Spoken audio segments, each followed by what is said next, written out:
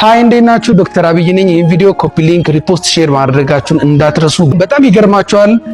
አዋቂዎች ላይ የሚያስቸግረኝ ነገር አጥንት እየዋጡ መምጣት አዋቂዎች ላይ፣ ህፃናት ላይ ደግሞ ሳንቲም፣ ጨሌዎች፣ ባትሪ እንደዚህ አይነት ነገሮች። ብዙ ጊዜ አዋቂዎች ምግብ በሚመገቡበት ጊዜ አጥንት ጉሮሯቸው ላይ የተሰነቀረ ይመጣል ወደኔና በጣም ብዙ ለማስተማር ሞክራለሁ። ነገር ግን ትንሽ የሚያዳምጡት የተወሰኑ ናቸውና እባካችሁ ምግብ በምንመገብበት ጊዜ አፋችን ውስጥ አጥንት መኖር አለመኖሩ ቼክ እናድርግ። ፕላስ ደግሞ እንደዚህ ነገሮች እንዳይፈጠሩ ከወዳፋችን ከመክተታችን በፊት ራሱ እጃችን ላይ ቼክ አድርገን ለመመገብ ብንሞክር ደስ ይለኛል። አሁን አንድ እናታችን ወደኔ መጣዋል። ለምግብ በሚመገቡበት ጊዜ አጥንት ወደ ጉሮሯቸው ገብቶ ነው። በጣም ሹልና ረጅም ይመስላል። እስኪ ስናወጣው የምናየው ይሆናል። አሁን ቀጥታ ወስዳችሁ ወደ ማውጣቱ ፕሮሰስ ነው። አመሰግናለሁ። እንከታተል። አሁን የእናታችን ትንሽ ሊያስቸግረኝ የሚችለው ነገር የፊት ጥርሳቸው በሙሉ ረግፏል። ሌሎች አጥንቶቹ ራሱ በጣም የተነቃነቁ ናቸው። እንግዲህ ሊወልቁ የሚችሉበት እድል በጣም ከፍተኛ ነው። ነገር ግን እስኪ በተቻለ መጠን እንደዛ ሳይሆን ለማውጣት እሞክራለሁ። ይሄ የምናወጣበት ሁላችሁም የምታውቁት የኢሶፋጎስኮፕ ነው፣ ፕሮክሲማል ኢሶፋጎስኮፒ ነው። እስኪ ቀስ ብዬ ለመግባት ልሞክርና ግን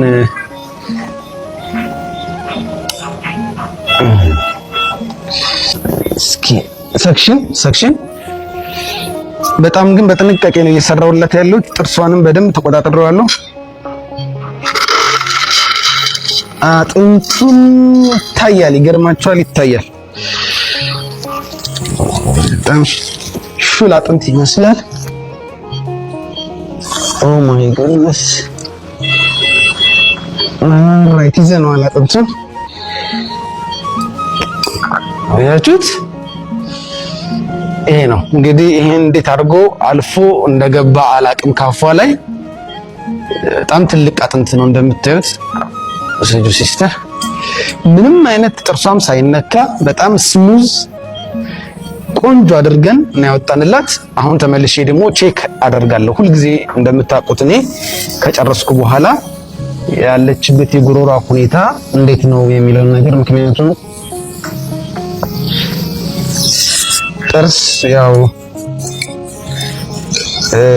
አጥንት አስቸጋሪ ነው እንደምታዩት ሹል ስለሆነ እኔ የደረሰ ነገር አለ ወይ ነው ቼክ ማድረግ አለብኝ።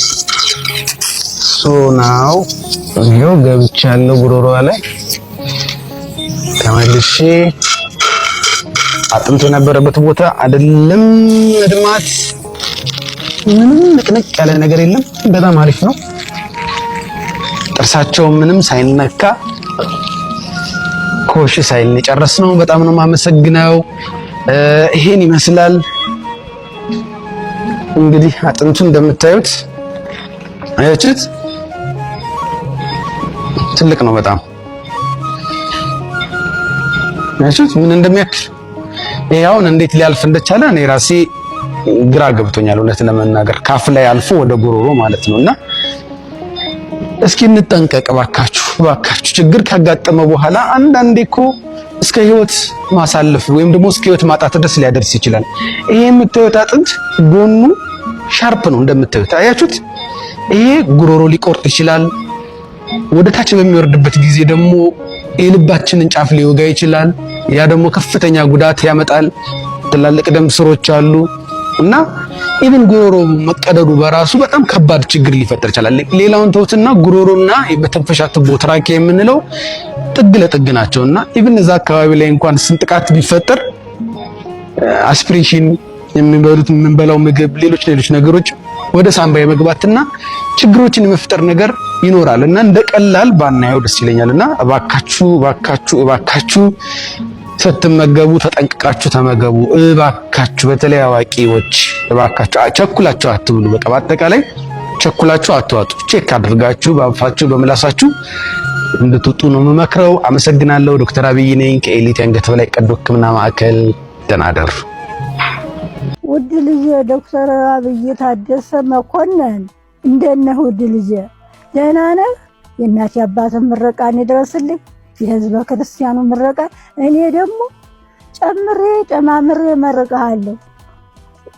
ክረምት ሲሆን ዝናብ ሲዘንብ ሸንከላ ቁጭ ነው። አሁን አንተ ብዙ ወጪ አለህ፣ ግን ይሄ መጥቶብኝ ተሸክሜዋለሁ። በጭንቅላቴ ነው የተሸከምኩት እንጂ አቦርሳም አልቻለውም። ተባረክልኝ ልጄ፣ ልጆችን ያሳድግልኝ።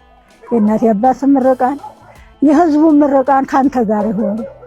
እንግዲህ እማሆይ እኔ ቢገርማችኋል ልጅ ያለው የቀበሌ ውሃ የሚባል አለ። የቀበሌ ውሃ እናታችን ያው የመጀመሪያ ልጅ እንደመሆኔ መጠን እናታችንን ለማገዝ ጀሪካን ይዘን 20 ሊትር ጀሪካን ለመቅዳት እንሄዳለን እና የእሳቸው ቤት ከቀበሌ ውሃ ከሚቀዳበት አጠገብ ነው እና ያው ረጅም ሰልፍ ነው። እንግዲህ ያኔ ውሃ ለመቅዳት ያው በየቤቱ የለም ነበር እና ውሃ ለመቅዳት ረጅም ሰልፍ ነበር። በቃ ጀሪካናችንን አስቀምጠን የምንጠብቀው እና ያኔ እሳቸው ያቁናል እና የብርቱካን ልጅ እያሉ የጋሽ ታደሰ ልጅ እያሉ ይጠሩኝ ነበር እና እዛ ቤታቸው ወስደው ወረፋኛ ውሃችን ጀሪካችን አስይዘን ማለት ነው እና እንጀራ በበርበሬ ይሰጡን ነበር። ይገርም እኮ ነው። እንጀራቸው ደግሞ እንዲሁ የሚታጠፍ እንጀራም አይደለም፣ የተቆራረጠ የተራረፈ ቢሆንም በጣም ደስ ይላል። ያልደረቀ ሆኖ ለዘዝ ያለ እንጀራ ሆኖ እዛ ላይ በርበሬያቸውን አድርገው ኑ እስኪ ብሉ እስከዛ ብለው አይ ማማ ምትኬ ይሰጡን ነበር እና አሁን ወንድማችን አስነይት ጎትንገስ ቤታቸው እንደዚህ ሆኖ እሳቸውም ደግሞ ትንሽ እንደምታያቸው ትንሽ ደከም ብለዋል እና ቤታቸውን እያደሱላቸው ነበርና የቀበሌ ቤት ነው። እሱን አይቼ ነበረ የምችለውን አግዛቸዋለሁ። እነዛም ነው እየመረቁኝ ያሉትና ማማ ምትኬ አይዞት ይበርቱ፣ የኔ እናት እድሜ ይስጦት፣ እግዚአብሔር ያርባታዎት ያጠንክሮት ማለት እፈልጋለሁ። አመሰግናለሁ። ዶክተር አብይ ነኝ ከኤሊት የአንገት በላይ ቀዶ ሕክምና ማዕከል። ደህና እደሩ።